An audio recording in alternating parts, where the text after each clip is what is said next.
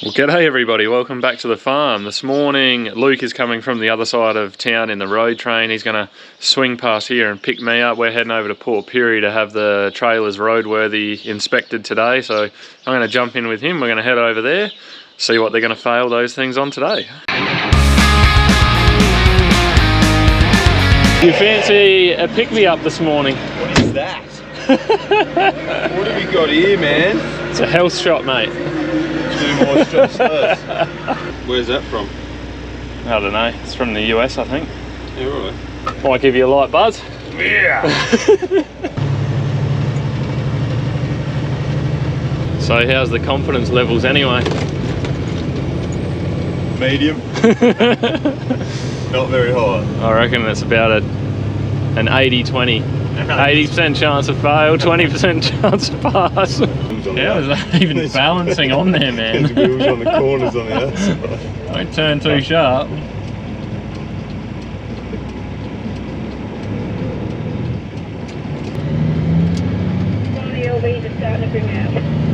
That's big rigging. Mate, us look little. Yeah. Doesn't rain that often over here. No. Alright, I'll try not to distract Luke, but we've just rolled over the brake tester we got here. We've disconnected all the trailers. He's checked all the...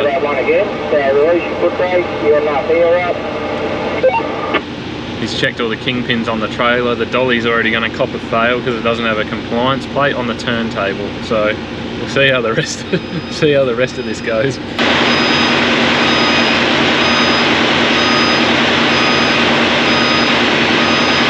Shake tester and brakes.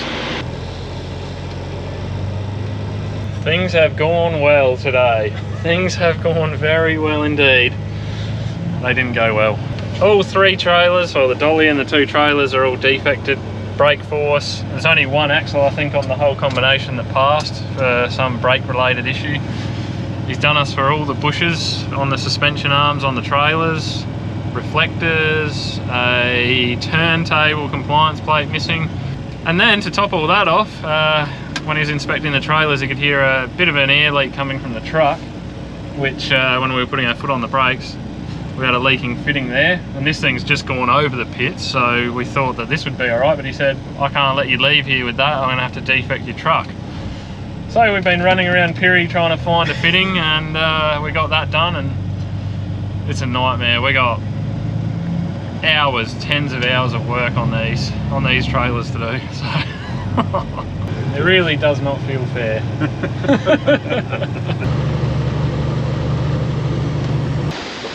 Like that at the moment. We'll see you later. I honestly don't know how transport companies deal with that stuff all the time. That is just a nightmare. Something just flew into my face, but yeah, basically every axle bar 1 failed for some sort of brake related problem, whether it's like side to side braking on the axle, so them not lining up with equal force side to side. They do braking force in general, rolling resistance, and then there's something to do with how quickly the brakes apply. Can't remember what it's called, but all of them got done on something pretty much, and yeah, they put it on the shaker and said all the bushes in the suspension arms are stuffed, which, look, I don't really know whether they are or not, but they've defected it for it now, so they all have to be done. Every single axle apart from the dolly. So all suspension bushes or brakes or something. Yeah, it's going to be a lot of work. A lot of work. And I'm honestly not sure how much work those trailers have done in their life, because they're only about 10 years old and they've spent a fair bit of that in Orroroo carting grain, and there's not a lot of grain to cart in Orroroo, so who knows. Anyway, all in all, the brakes were the brakes. We were never going to know about that till we put it over the pits. The suspension bushes, you might say, well, couldn't you look at that before that, you know, the truck went there? And you can't physically see those suspension bushes. They're in a really deep C channel with a bolt going through them, hard metal on both sides. You got no idea what's going on with them until they go over the shakers. So the turntable compliance plate, the faded reflectors, some stuff like that's just super frustrating but minor, so we'll get it all sorted out.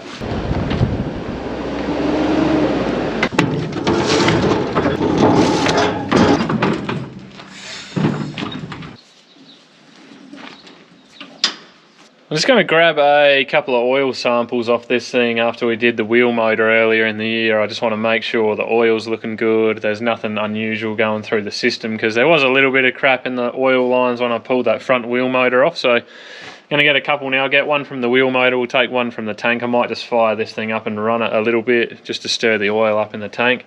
And we'll get those oil samples and we'll get them sent off and make sure everything looks all good.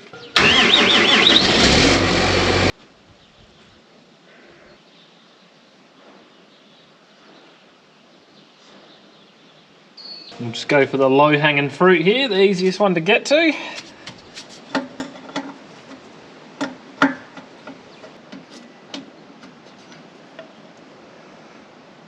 She just barely comes out of the trickle from there. Here I was expecting it to gush out. Now that O-ring there was brand new when we put that wheel motor back on, and it feels pretty good, so we'll just throw that line back on.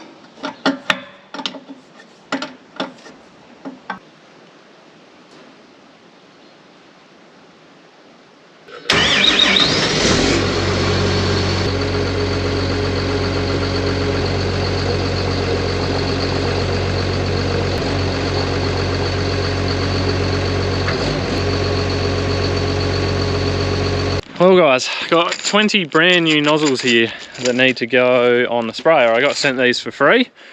I'll explain to you guys why, because I have a very annoying problem going on here that I really don't know what to do with it. It's become quite frustrating. So these nozzles here are a compact fan air tilt nozzle. They're designed to spray backers at like 10 or 15 degrees, so you can imagine they shoot back a little bit to counteract the forward momentum of the sprayer. And as it's shooting the mist back, the nozzles are just constantly dripping from the front down, straight down. It seems to be the same nozzles all the time.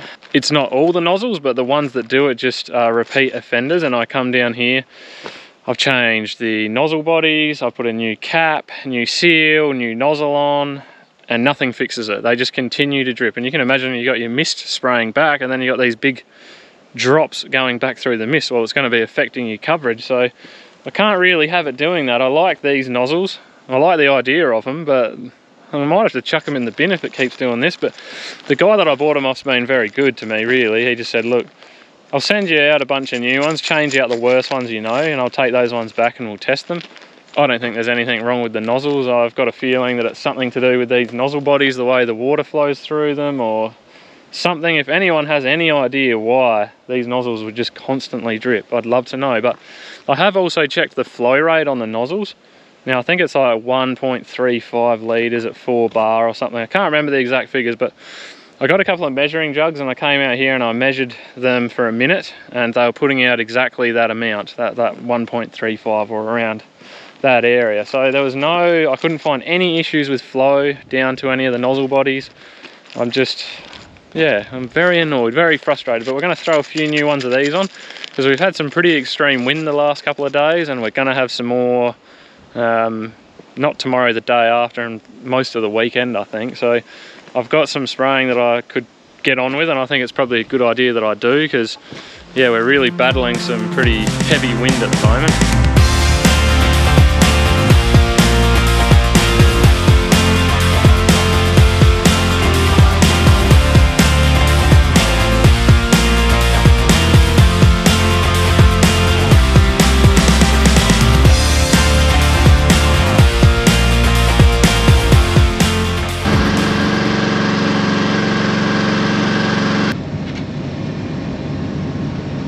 We'll see what sort of a difference we've made with those nozzles, but my guess is no difference whatsoever because I've changed them before and had very little impact.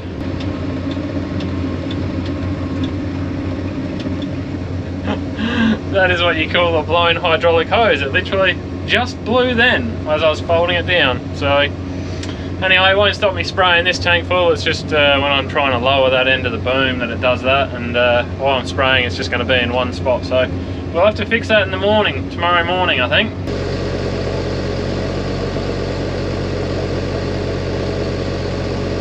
So that hose was just having a nice little stream coming out of it, and because it's oil it was sort of doesn't drip down like water, and it was hanging on and going back through one of the nozzles. So I just got a roll of duct tape. Luckily I'm right by the shed, roll of duct tape just real tight around the hose, and I think it's just pressure, like just gravity feeding from the tank. So just wrapped a heap of duct tape around it, and now, yeah, it's not leaking. So we'll get through this tank nice and easily now.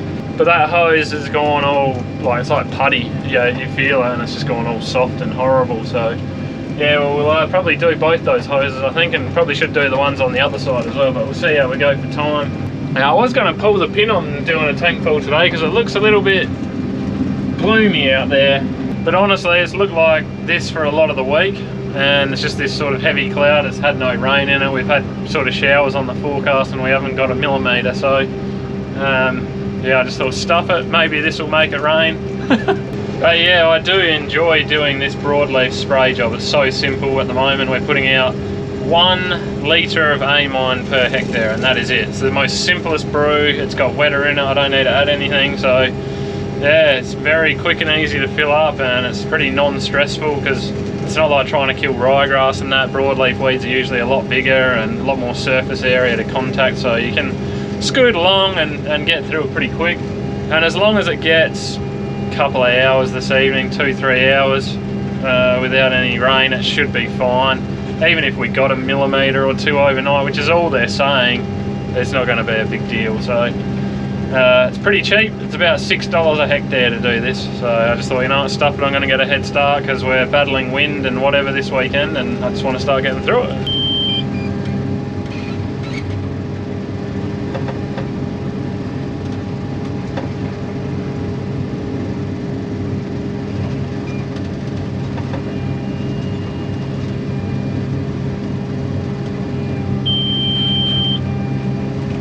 Nozzle update is I have done almost 23 hectares and I have not seen one nozzle drip yet, which is just absolutely fantastic. Maybe it's just a bad batch of nozzles, I don't know, but this is the best I've seen it perform. So, or these nozzles, so hopefully it stays that way. We'll send those other ones back, and yeah, hopefully we've got a good thing now.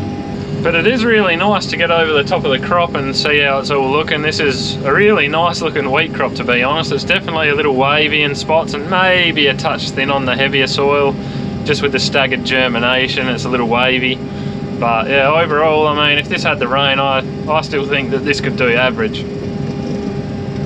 That patch there, that was a bit of a spot that germinated a bit later because of the soil type. But yeah, really happy with it. This is one of the better ones here at home, I think. Oh, it's so nice to see those nozzles not incessantly dripping. You know, I don't quite understand though how you can have a nozzle that just always drips. You can change the nozzle body, the cap, the nozzle, the seal, all that stuff, and it keeps dripping, and then you get a new set of nozzles and it stops.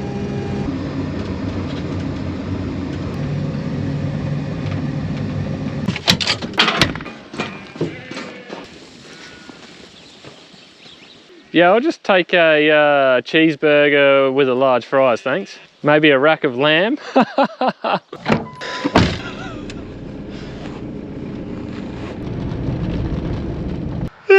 Well, doesn't that just make your day? That, I'm pretty sure that hose, both of them are pretty stuffed, but honestly, I think we're just going to do the one that's leaking at the moment, because I'm going to have to undo it from there, and then it runs, it curls back up into there, goes straight through there, through here, through here, through here, through here, out, down here, up, back into here somewhere. So that's a huge hose. That's not going to be easy to change, is it? I think I'd probably better make a start on this now. Alright, so my hose with my duct tape and my zip ties is going to go to there. So I'll put a zip tie around that to mark it so we know. Ah, nice. That's not very tight, is it? Oh, the things you find. I'm gonna run out of daylight here soon, but that's all right. We'll get as far as we can. I've already called up about the hose for the morning, and they should be able to make it straight away here in town, I reckon.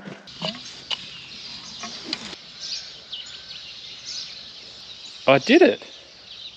I actually did it. I made it rain. I said yesterday, if I go spraying, I'll make it rain. And I did it. No, I did say we were forecast for showers all week, or possible showers, and we hadn't had any. Well, last night we finally got some nice little 4 1/4 mil, so that's gorgeous, because we are heading into 3 or 4 days of about 25, so we're going to need all the moisture we can get. I think we need to go spraying again. Maybe we can make it rain again. What are you guys doing?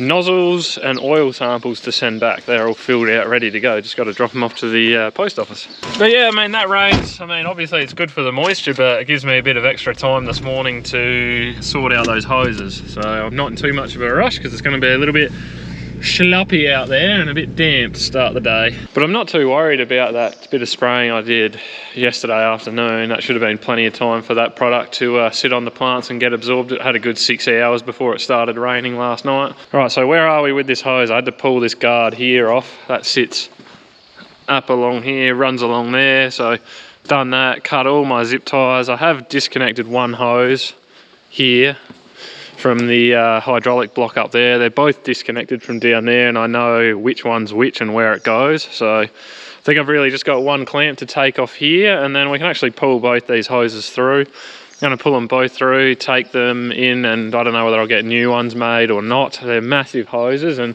90% of the hoses are okay, so I don't know whether we can... Yeah, look, I don't know. We'll chat with them when we get in there. I just know hydraulic hoses aren't cheap to make, so...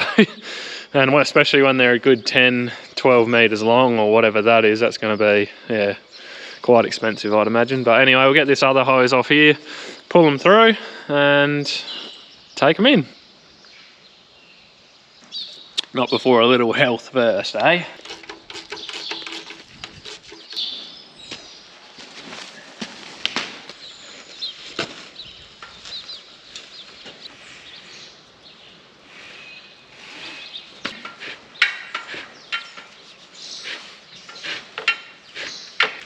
There's always something up. The birds have built nests in this boom, and now I'm struggling to get these hoses out because there's that much crap in the inside the tubing. I have to block that off in the future so they can't get in there.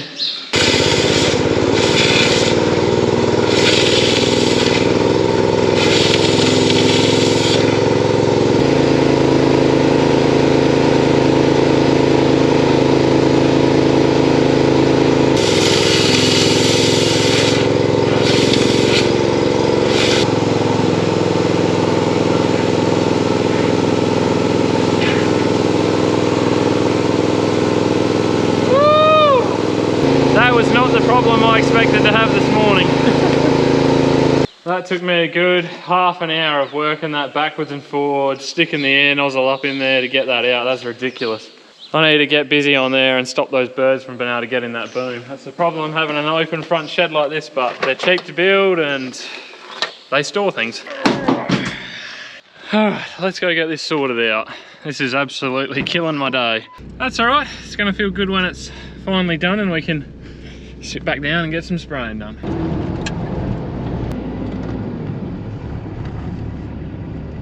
Well, the hoses are done. We've done a little bit of spicy stuff with them, so I'll show you guys when we get back home, but I've got to drop that stuff to the post office while I'm here, so we'll get rid of that.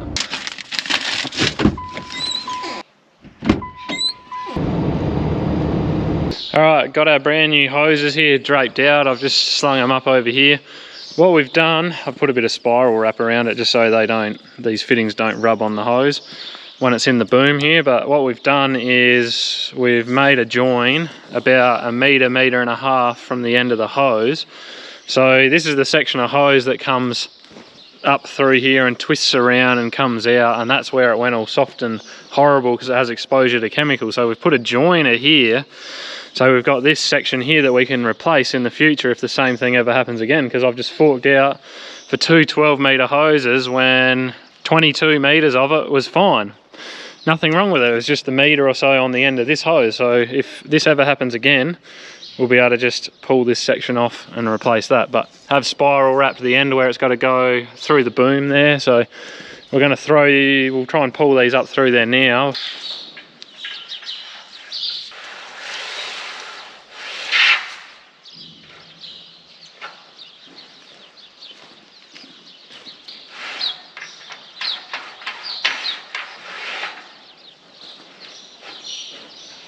somehow I think we're going to have the same problem going up that way. This is so frustrating.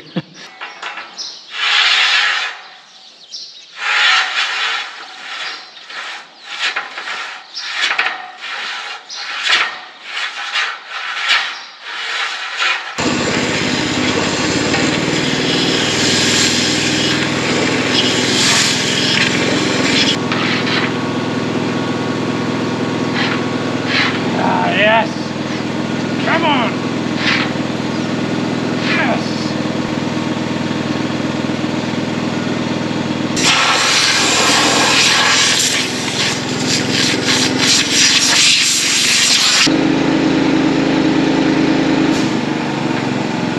Oh my goodness, this has been a saga. I've learnt a very valuable lesson today. And you might say, well, how did you not know that birds would go and nest in there? Well, honestly, I didn't think they'd do that. That's just, there was so much nest material in that tube there that it just would all bunch up and then the hoses couldn't pull through, which is just unbelievable. I just got that long piece of square tubing and I shoved it straight up in there and I just bashed and bashed and bashed against the nest material until I felt it break through, and then basically once that was done I could get the hoses through. But wow, this has been a time killer today. So anyway, we're just about there though. We're just going to connect this up. I'm not going to bother putting anything on back up here because I just want to get spraying now. So I'll run the hoses up loosely, zip time, and we'll put that cover back on tomorrow or something like that. And maybe I should come and do these other hoses tomorrow. Don't know.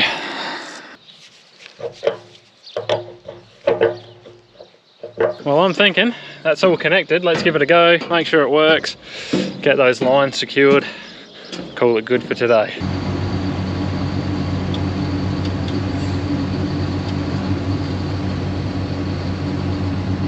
Well, I think that's looking magnificent. I'll just see where that hose needs to be down there at the bend and make sure it looks all right.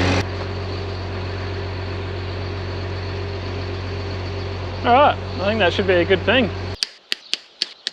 Right, let's go put some product in this thing and get to work. The rest of that can get put back together tomorrow. So finally good to go, and I think it's probably already like 1 or 1:30 in the afternoon. So anyway.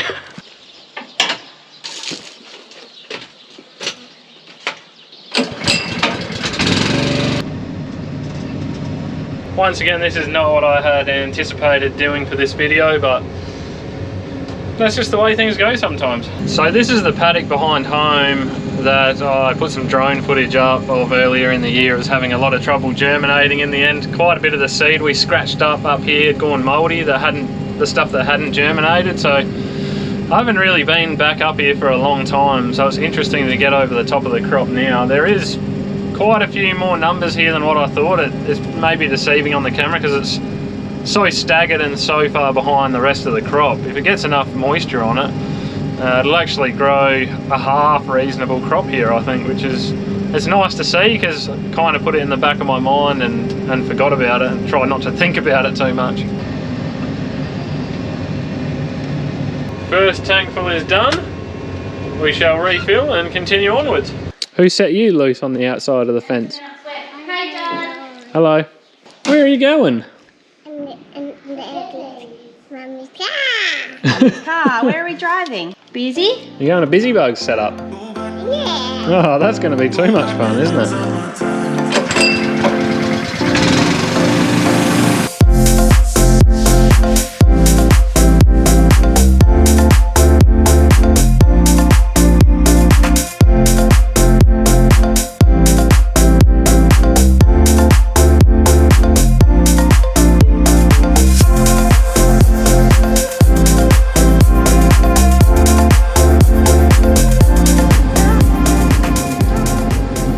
Geez, not a bad looking wheat crop, this one.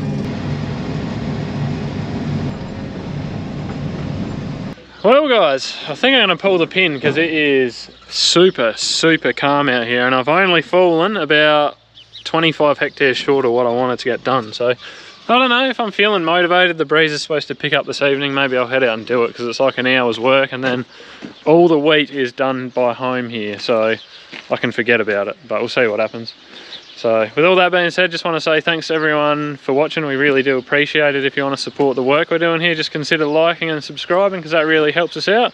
You guys have yourselves a good one. Till next time, see ya.